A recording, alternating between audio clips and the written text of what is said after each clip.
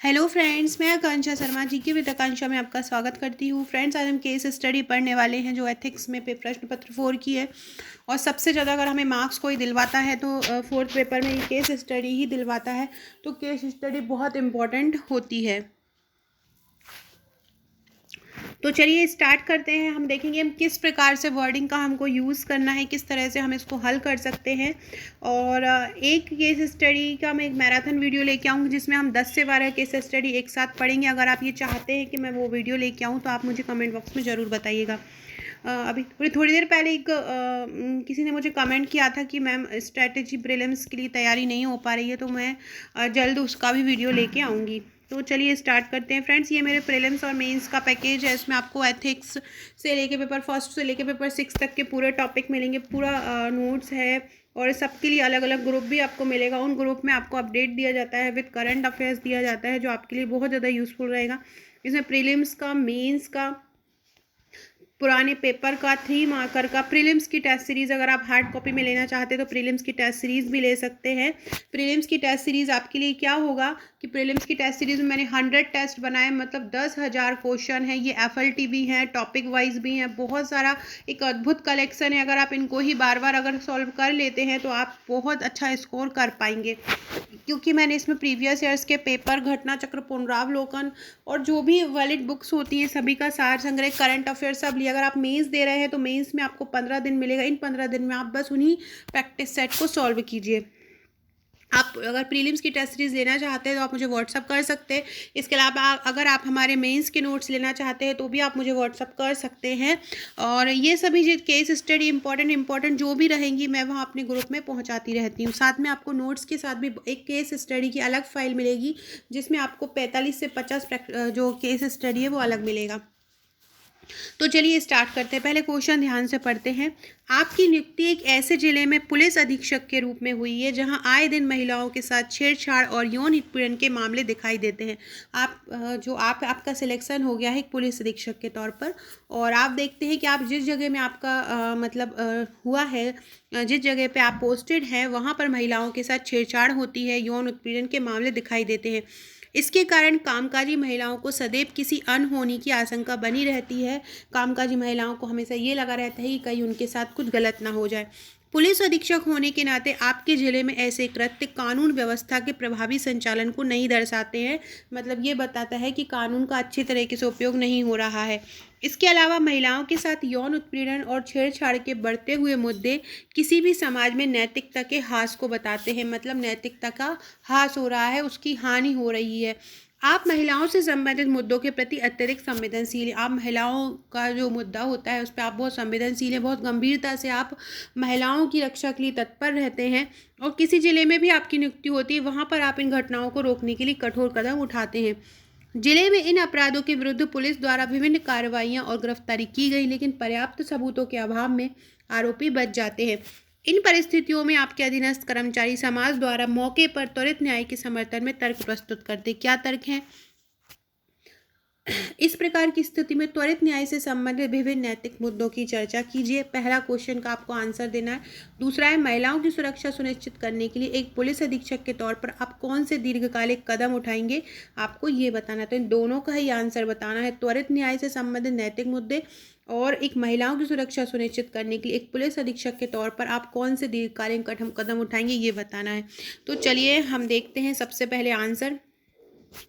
पहले का आंसर देखते हैं। सबसे पहले हम थोड़ा सा इंट्रो लिख देंगे। उसके बाद देखिए, एथिक्स में जब हम लिखते हैं तो हम नॉर्मली अपनी वर्डिंग में कुछ भी लिख सकते हैं, लेकिन यहाँ पे जब हम एथिक्स के केस स्टडी को सॉल्व करते हैं तो हमारा सबसे पहला हमारा राइटिंग का सबसे मेन मुद्दा होता है कि जब हम केस स्टडी कर रहे हैं तो हम जो मोरल वर्ड्स होते हैं उनका ज़्यादा यूज़ करें। मतलब जो एथिकल वर्ड्स होते हैं जैसे कि नैतिक समस्या, नैतिक दुविधा, इस तरह के यथार्थ, इस तरह का यूज़ वर्डिंग का जितना हम अच्छे शब्दों का यूज़ करेंगे, एथिकल वर्ड्स का यूज़ करेंगे तो उतना ज़्यादा हमको मार्क्स मिलेगा।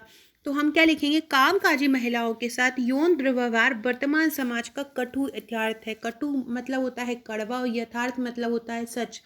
तो जो कामकाजी महिलाओं के साथ जो यौन दुर्व्यवहार हो रहा है वर्तमान में, वो एक कटु सत्य है तथा हाल ही के मीटू मूवमेंट ने इस यथार्थ को सशक्त अभिव्यक्ति दी है। जब मीटू अभियान जब चला था, मीटू अभियान, तो उसके तहत हमने देखा कितने लोग आगे आए और उन्होंने अपना अपना जो भी महिलाओं के साथ हुआ था उन्होंने अपना आगे आके बोला। किसी भी समाज में महिलाओं के साथ होने वाले यौन दुर्व्यवहार न केवल कानून व्यवस्था की कमी दर्शाते हैं बल्कि सामाजिक नैतिकता के अधोपतन को भी दर्शाते हैं। मतलब महिलाओं के साथ जो आए दिन हम रोज़ न्यूज़पेपर पढ़ते हैं तो हम रोज़ देखते हैं कि आज यहाँ महिला के साथ या यहाँ बालिका के साथ ऐसा हुआ। तो ये सभी चीज़ हमारी जो वर्तमान कानून व्यवस्था है उसमें कमी है, क्योंकि कानून इतने प्रभावी नहीं है कि जो आरोपी होता है वो ये करने में बिल्कुल डरता नहीं है, बल्कि हमारे सामाजिक नैतिकता के अधोपतन, अधो मतलब होता है नीचे और पतन मतलब नीचे की ओर गिर रहा है। मतलब हमारे यहाँ का जो समाज है वो नैतिकता का बिल्कुल नैतिकता का ह्रास कर चुका है।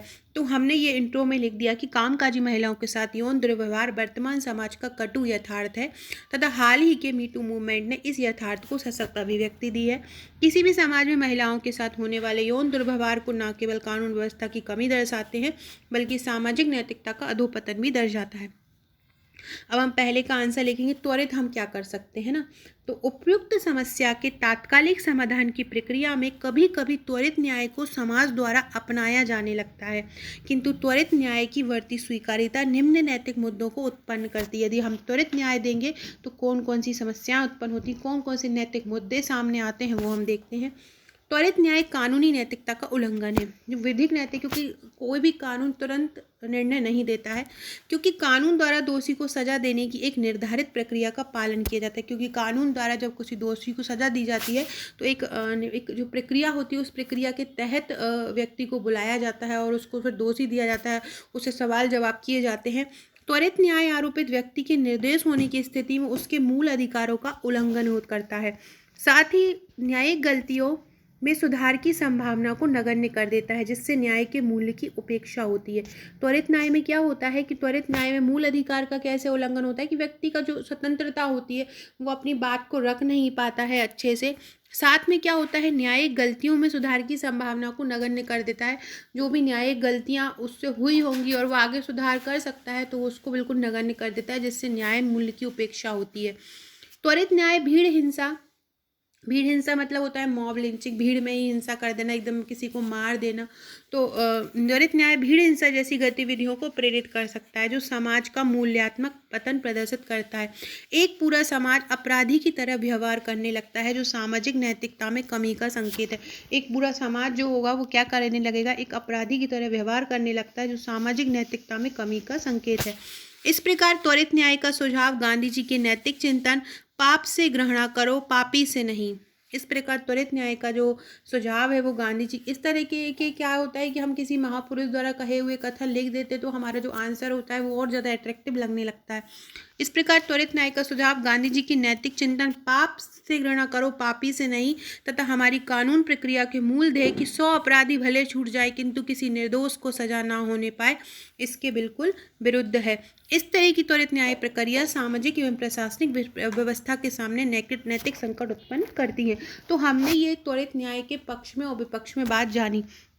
अब हम देखते हैं कि अब पुलिस अधीक्षक के तौर पर आपका क्या होगा। पुलिस अधीक्षक है, अब आपके क्या कर्तव्य है। तो पुलिस अधीक्षक के तौर पर महिला सुरक्षा मेरा न केवल पदीय कर्तव्य है, मतलब मैं जिस पद पे हूँ वही कर्तव्य है, बल्कि मेरा नागरिक दायित्व भी है। इसके लिए मैं पुलिस पेट्रोलिंग, नियमित मॉनिटरिंग तथा लॉ एंड ऑर्डर से जुड़ी तात्कालिक समाधान प्रक्रिया को सशक्त करने के साथ साथ कुछ दीर्घकालिक कदम भी उठाऊंगी, जैसे कि महिला सुरक्षा से जुड़े विषयों को पूरी संवेदनशीलता से संभालने के लिए पुलिस विभाग की विशेष कार्यशालाएं तथा प्रशिक्षण का प्रबंध करूंगी, जिससे पीड़ितों को न्याय तथा दोषियों को कानून के माध्यम से सजा मिल सके। मतलब जितने भी जो महिला सुरक्षा से जुड़े विषय हैं उनकी संवेदनशीलता को संभालने के लिए बड़ी बड़ी पुलिस विभाग में कार्यशालाएं आयोजित करूंगा। प्रशिक्षण का प्रबंध करूंगी और पीड़ितों को न्याय और दोषियों के कानून के माध्यम से सजा मिल सके ये भी करूंगा। छेड़छाड़ के अति संवेदनशील स्थानों की मैं पहचान करूंगी, मतलब ऐसे देखूंगी कि कहाँ पे छेड़छाड़ की घटनाएं ज़्यादा हो रही हैं, ऐसे अति संवेदनशील क्षेत्रों की पहचान करूंगी तथा उन स्थानों पर CCTV कैमरे की व्यवस्था और पुलिस पेट्रोलिंग बढ़ाने की निर्देश दूंगी। इससे छेड़छाड़ी की घटनाओं पर नियंत्रण होगा। महिलाओं की त्वरित सहायता के लिए मैं 24/7 निःशुल्क महिला हेल्पलाइन का प्रभावी संचालन भी सुनिश्चित करूंगी। जिले में महिलाओं से संबंधित सभी कार्यस्थलों पर महिला सुरक्षा से जुड़े कानूनों तथा सुप्रीम कोर्ट के निर्देशों जैसे विशाखा गाइडलाइन आदि का अनुपालन सुनिश्चित करूंगी। मतलब महिलाओं सुरक्षा से संबंधित जो भी कानून हैं और जो भी सुप्रीम कोर्ट के निर्देश हैं जैसे कि विशाखा गाइडलाइन आदि का पालन करूंगी। महिलाओं के प्रति समाज में सकारात्मक अभिवृद्धि के सतत विकास हेतु स्कूलों में बच्चों के लिए विशेष कार्यशालाओं का आयोजन करने का भी प्रयास करूंगी। इस प्रकार सामाजिक नैतिकता के संवर्धन तथा कानून के प्रभावी क्रियान्वयन से महिला सुरक्षा को दीर्घकालिक स्तर पर सुनिश्चित किया जा सकता है। तो फ्रेंड, इस तरह से हम अपनी केस स्टडी को सॉल्व करेंगे, जो बहुत ऐसा केस स्टडी आपको सॉल्व करना है कि आपको 65 में, जो अगर आप अलग अलग 20 65 का मार्क्स की पूरी केस स्टडी सॉल्व करते हैं तो वो आपको पूरे के पूरे मार्क्स मिले। सो फ्रेंड्स, ऐसी ही और केस स्टडी में लाती रहूँगी। चैनल को सब्सक्राइब कीजिएगा। ये हमारे टेस्ट सीरीज है जिसमें आपको MP करंट, इंडिया करंट, आयोग, MP स्पेशल स्पोर्ट्स, सूचना, भारत विश्व भूगोल, विविध पुरस्कार, पर्यावरण विज्ञान योजनाएं, जनगणना, जनजाति व्यक्तित्व, शिक्षा, संविधान, इतिहास, कला, संस्कृति, अर्थशास्त्र और फ्लाइट टेस्ट, ये सभी आपको मिलेंगे। अगर आप मेंस दे रहे हैं, प्रीलिम्स दे रहे हैं तो आपके लिए बहुत उपयोगी रामबाण सीरीज है, तो आप इसको अभी ज्वाइन कीजिए। अगर आप पुराने पेपर्स लेना चाहते हैं पिछले 5 साल के तो आप हमारे ये पेपर्स ले सकते हैं। अगर आप ये 3 मार्कर लेना चाहते हैं तो आप हमारे 3 मार्कर भी ले सकते हैं।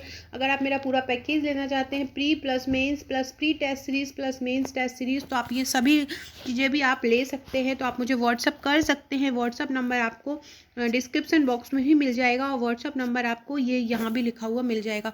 सो फ्रेंड्स, वीडियो अच्छी लगी हो तो लाइक शेयर जरूर कीजिएगा और भी इसी तरह की वीडियो में लाती रहूँगी। Okay friends, thank you.